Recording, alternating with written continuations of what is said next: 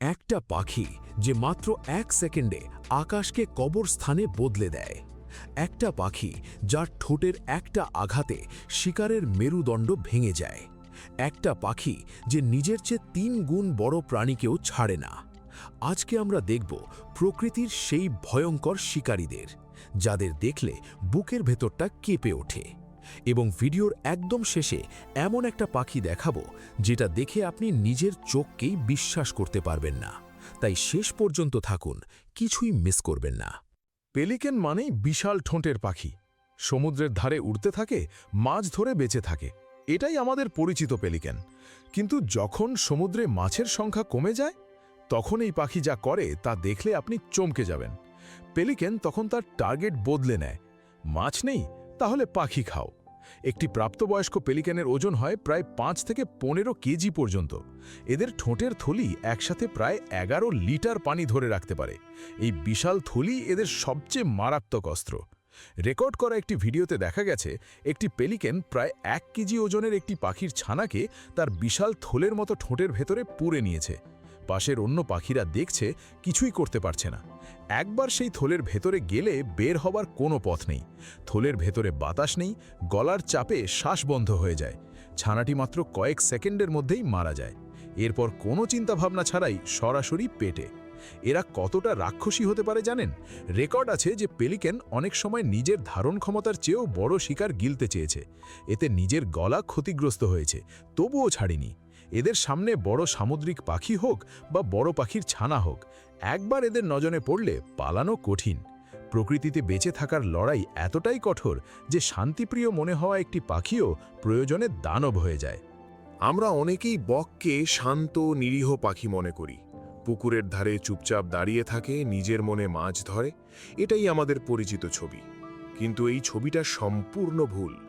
প্রকৃতিতে বক হলো একজন ঠান্ডা মাথার নিষ্ঠুর শিকারী। এরা শিকার করার আগে ঘন্টার পর ঘন্টা একটুও না নড়ে অপেক্ষা করতে পারে। পাথরের মতো স্থির, শ্বাস পর্যন্ত বোঝা যায় না। এই ধৈর্যই এদের সবচেয়ে বড় অস্ত্র। বকের লম্বা সরু পা তাকে পানির ভেতরে নিঃশব্দে চলতে দেয়। পানির তলায় কোনো ঢেউ তৈরি হয় না, কোনো শব্দ হয় না। শিকার টেরই পায় না যে বিপদ কতটা কাছে এসে গেছে। আর এর ঠোঁট, এটা হলো প্রকৃতির সবচেয়ে নিখুঁত বর্ষাগুলোর একটি। বকের ঘাড়ের হাড়গুলো স্প্রিংয়ের মতো কাজ করে। এগুলো ধীরে ধীরে শক্তি জমা করে রাখে এবং সঠিক মুহূর্তে বিদ্যুৎ গতিতে আঘাত করে। এই আঘাত এতটাই দ্রুত যে খালি চোখে দেখাই যায় না। বিজ্ঞানীরা গবেষণায় দেখেছেন এই আঘাত মাত্র কয়েক মিলিসেকেন্ডে হয়ে যায়। এখন একটি ভিডিওর কথা বলি যা দেখলে আপনার বুক কেঁপে উঠবে। মা হাঁস তার ছানাদের নিয়ে শান্তভাবে পুকুরে ভাসছে। ছোট ছোট ছানাগুলো মায়ের পেছনে সারিবদ্ধভাবে সাঁতরাচ্ছে।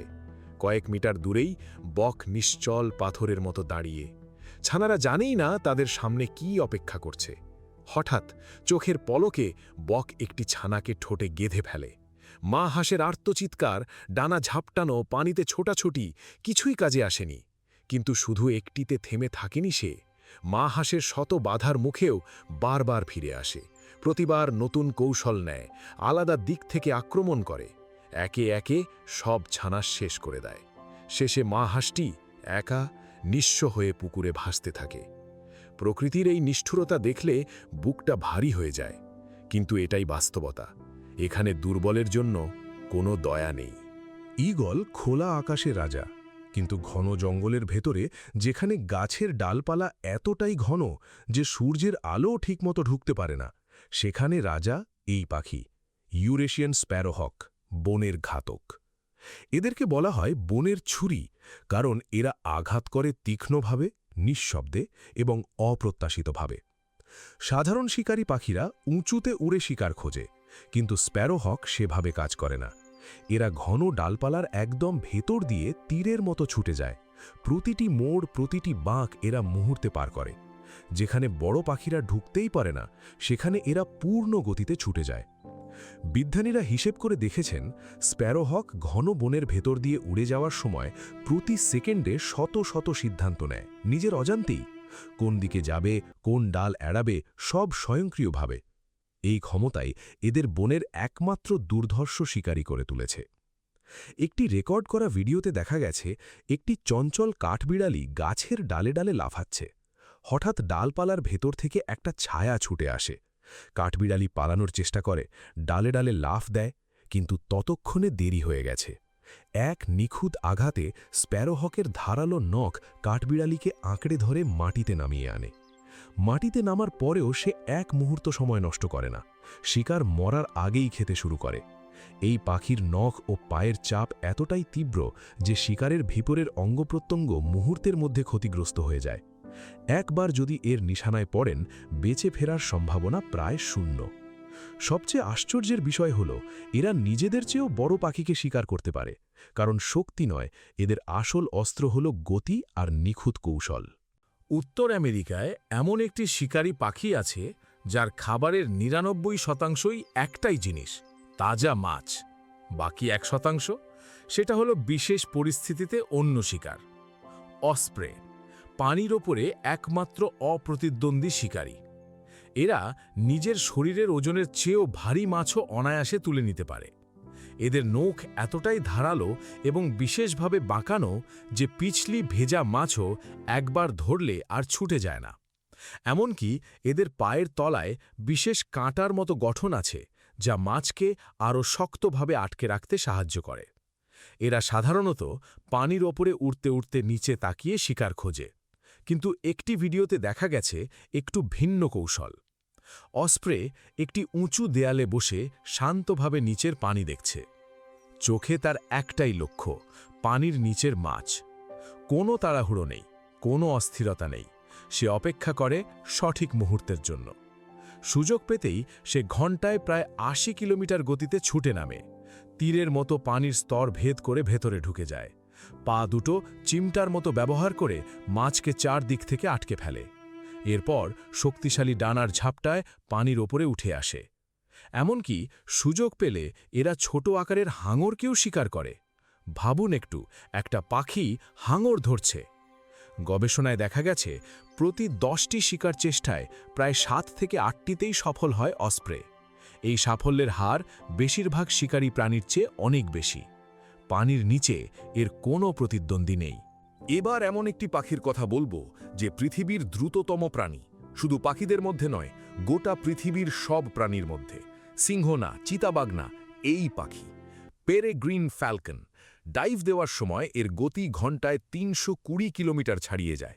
তুলনা করুন, একটা সাধারণ গাড়ি হাইওয়েতে যায় ঘণ্টায় ১০০ কিলোমিটারে, এই পাখি তার ৩ গুণেরও বেশি গতিতে ছুটে আসে।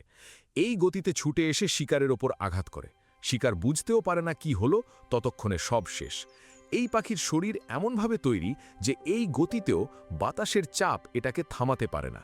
কিন্তু এই পাখির আরেকটি দিক আছে যা অনেকেই জানে না। প্রকৃতিতে শুধু শিকার করলেই হয় না, সেই শিকার রক্ষা করার ক্ষমতাও থাকতে হয়। পেরেগ্রিন ফ্যালকন অনেক সময় নিজে পরিশ্রম না করে অন্য পাখির শিকার ছিনিয়ে নেয়। এটা তার আরেকটি চালাক কৌশল। একটি ভিডিওতে দেখা গেছে একটি অসপ্রে অনেক কষ্ট করে মাছ শিকার করে উড়ছে। হঠাৎ পেছন থেকে ফ্যালকন ঝাঁপিয়ে পড়ে, বারবার আক্রমণ করছে, অসপ্রেকে ৪ দিক থেকে চাপ দিচ্ছে। কিন্তু অসপ্রেও দমবার পাত্র নয়, সে মাছটি আকাশ থেকে পানিতে ছেড়ে দেয়। ফ্যালকন পানিতে নামে না, মাছটি পানিতে পড়ে হারিয়ে যায়। এভাবেই অসপ্রে তার শিকার রক্ষা করে। কিন্তু এই পরাজয়েও ফ্যালকন থেমে থাকে না, সে আকাশে টহল দিতে থাকে। যখনই কোনো পাখি খাবার নিয়ে ফিরছে, পেছন থেকে অতর্কিত আক্রমণ করে।